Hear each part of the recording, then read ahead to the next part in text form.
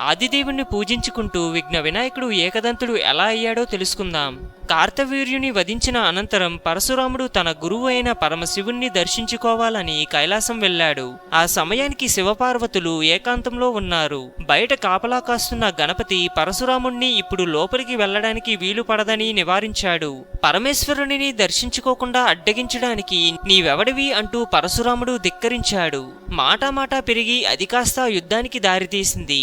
గణపతి తన తొండంతో పరశురాముణ్ణి పైకి ఎత్తి పడివేశాడు. పరశురామునికి కళ్ళు బైర్లు కమ్మాయి. ఆగ్రహించిన పరశురాముడు తన చేతిలోని గ్రండగొడ్డలిని గణపతిపై ప్రయోగించడంతో ఒక దంతం ఊడిపడింది. ఆ చప్పుడుకు లిక్కిపడిన పార్వతీ పరమేశ్వరులు శయన మందిరం నుంచి బయటికి వచ్చారు. నెత్తురోడుతున్న బాలగణపతిని ఎత్తుకుని పార్వతి పరశురాముణ్ణి మందలించింది. తన వల్ల జరిగిన అపరాధాన్ని మన్నించమని పరశురాముడు వేడుకున్నాడు. అంతటితో ఆ కథ సమాప్తమైన గణపతి మాత్రం ఒక దంతం పోగొట్టుకుని ఏకదంతుడిగా పేరు పొందాడు.